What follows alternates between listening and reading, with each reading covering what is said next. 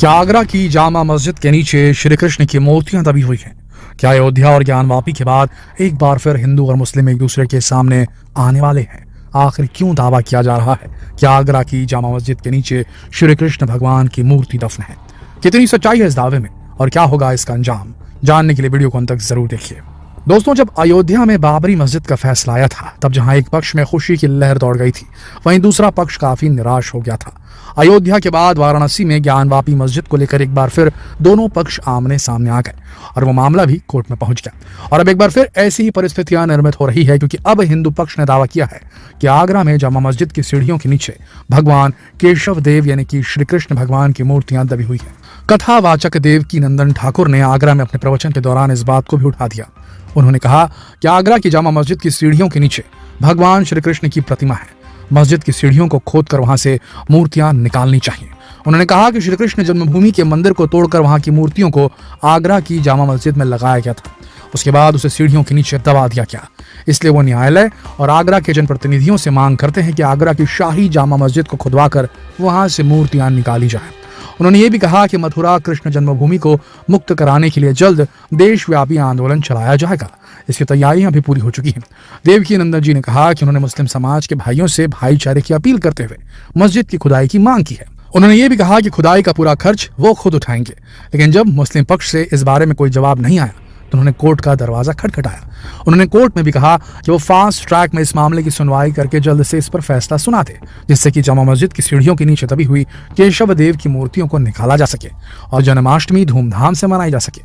ठाकुर देवकी नंदन ने कहा कि आगे कोर्ट को इस बारे में सबूत चाहिए, तो उनके पास इस बात के सबूत भी मौजूद हैं, क्योंकि केशव देव मंदिर को तोड़ने और मूर्तियों को आगरा की मस्जिद में दबाए जाने की पूरी जानकारी औरंगजेब के दरबारी मुश्ताक खान की फारसी में लिखी किताब मुआसिर आलमगीरी में मौजूद है, जिससे पता चलता है कि सन 1670 में औरंगजेब ने मथुरा में हिंदू समाज के प्रिय भगवान श्री कृष्ण के जन्म स्थान पर बने प्राचीन ठाकुर केशव देव मंदिर को तोड़कर उस स्थान पर मस्जिद बनवा दी थी। मथुरा हिंदुओं का पवित्र तीर्थ स्थान है और यहाँ लोगों की आस्थाएं जुड़ी हैं। इस बात की जानकारी होने के बाद भी औरंगजेब ने इसका नाम बदलकर इस्लामाबाद कर दिया था। इसके बाद औरंगजेब ने मथुरा के केशव देव मंदिर से मूर्तियों को ले जाकर आगरा स्थित जहां आरा बेगम की मस्जिदों की सीढ़ियों के नीचे दबा दिया था। विदेशी लेखक फ्रैंकोस गॉटियर की लिखी किताब औरंगजेब आइकॉनलिज्म के अलावा कई और दूसरी किताबों में भी इस बात का जिक्र मिलता है, जिससे साफ है कि औरंगजेब ने मंदिरों को तोड़कर मूर्तियों को मस्जिद की सीढ़ियों के नीचे दबा दिया था। आज इन सीढ़ियों से होकर मुस्लिम पक्ष के लोग नमाज पढ़ने के लिए मस्जिद में जाते हैं, जिससे भगवान का अपमान होता है, क्योंकि उनके पैर मूर्तियों के ऊपर पड़ते हैं। इसीलिए जितना जल्दी हो सके इन मूर्तियों को यहाँ से निकाल लेना चाहिए। ठाकुर देवकी नंदन ने कहा कि उन्हें मुस्लिम पक्ष की मस्जिद से कोई परेशानी नहीं है, वो वहां अपनी नमाज पढ़ते रहे, लेकिन बस उनके आराध्य देव की मूर्तियों को वहां से निकालने में सहयोग करें। दोस्तों, औरंगजेब के शासनकाल में मंदिरों को तोड़कर मस्जिद बनाए जाने की कई घटनाओं का जिक्र इतिहास में मिलता है, लेकिन इसमें कितनी सच्चाई है इस बारे में कुछ कहा नहीं जा सकता। अब वाराणसी के ज्ञानवापी मसले को ही ले लीजिए। वहां 1991 से लगातार विवाद की स्थिति बनी हुई है। 1991 में पहली बार वहां के पुजारियों ने कोर्ट में याचिका दायर करके ज्ञानवापी मस्जिद में पूजा की इजाजत मांगी थी। याचिका में कहा गया था कि 16वीं सदी में औरंगजेब के आदेश पर काशी विश्वनाथ मंदिर के एक हिस्से को तोड़कर वहां मस्जिद बनवाई गई थी। दरअसल काशी विश्वनाथ मंदिर का निर्माण मालवा राजघराने की महारानी अहिल्याबाई होलकर ने करवाया था। पुजारियों का दावा था कि औरंगजेब के आदेश पर मंदिर के एक हिस्से को तोड़कर वहां मस्जिद बनवाई गई। उन्होंने दावा किया कि मस्जिद परिसर में हिंदू देवी देवताओं की मूर्तियां मौजूद हैं और उन्हें ज्ञानवापी मस्जिद परिसर में पूजा की इजाजत दी जाए। इसके अलावा ज्ञानवापी मस्जिद में वजू खाने में बने एक फव्वारे को लेकर भी हिंदू पक्ष ने दावा किया था कि ये एक शिवलिंग है, जिस पर मुस्लिम पक्ष का कहना था कि केवल एक फव्वारा है, शिवलिंग नहीं। इस मामले पर इतिहासकार भी दो अलग अलग गुटों में बढ़ गए थे। कुछ लोग ज्ञानवापी मस्जिद में मंदिर होने के दावे का समर्थन कर रहे थे, वहीं एक दूसरा गुट इस बात को सिरे से खारिज कर रहा था। उनका कहना है कि मुगल बादशाह अकबर ने अपने दीन इलाही धर्म पर जागरूकता फैलाने के लिए यहाँ ज्ञानवापी मस्जिद और काशी विश्वनाथ मंदिर का एक साथ निर्माण करवाया था। अब यह मामला भी कोर्ट में चल रहा है और इसका क्या रिजल्ट आएगा वो देखना भी बाकी है। और उसके बाद दोनों पक्ष उस फैसले को कैसे स्वीकार करेंगे, ये भी एक बड़ा प्रश्न है। दोस्तों, ज्ञानवापी मसला अभी सुलझा भी नहीं है और इससे पहले ही मथुरा में ईदगाह को लेकर फिर से एक विवाद ने सर उठाना शुरू कर दिया। दिसंबर 2022 में सिविल जज सीनियर डिवीजन 3 की सोनिका वर्मा ने एक आदेश में शाही ईदगाह मस्जिद का अमीनी सर्वे कराने का निर्देश दिया था। मथुरा की शाही ईदगाह मस्जिद को लेकर एक याचिका दायर की गई थी, जिसमें मस्जिद को दूसरी जगह शिफ्ट करने की मांग की गई थी। हिंदू पक्ष का दावा है कि इस जगह पहले मंदिर हुआ करता था, जिस पर कब्जा करके मस्जिद बना दी गई थी। कोर्ट ने इस याचिका पर जगह का सर्वे करने का आदेश दिया था। यह विवाद भी आज से 350 साल पुराना है। 1670 में औरंगजेब ने मथुरा की श्री कृष्ण जन्म स्थान को तोड़ने का आदेश जारी किया था। इसके 1 साल पहले ही काशी के मंदिर को तोड़ा गया था। बादशाह के आदेश पर अमल हुआ और मंदिर को धराशायी कर दिया गया।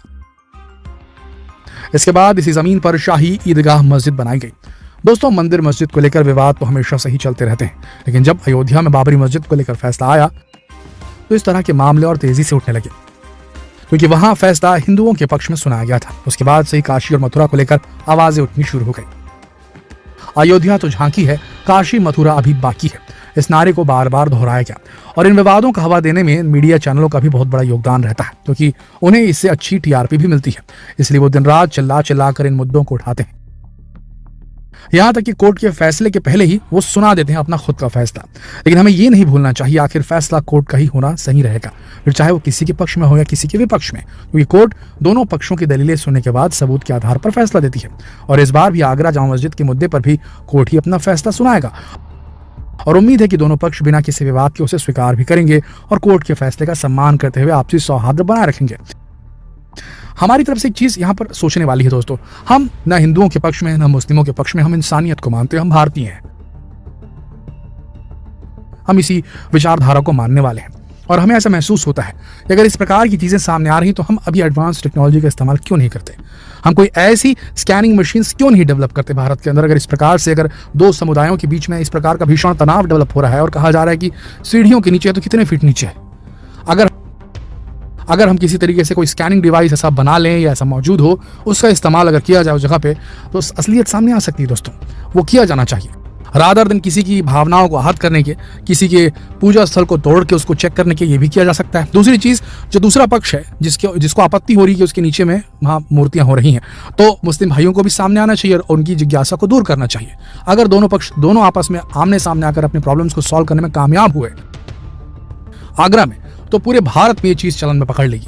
और कुल मिलाकर किसी एक को झुकाकर दबाकर काम करने के बजाय दोनों मिलकर काम करें, दोनों समुदाय, तो इस प्रकार की प्रॉब्लम क्रिएट ही नहीं होगी। आपका इस मामले में क्या कहना है नीचे कमेंट सेक्शन में जरूर लिखें। जितना हो सके इस वीडियो को शेयर करें फेसबुक पर, व्हाट्सएप पर, यूट्यूब पर। जल्द मिलते हैं अगली वीडियो में, तब तक के लिए आप सबका इस वीडियो के अंत तक बने रहने के लिए दिल से धन्यवाद।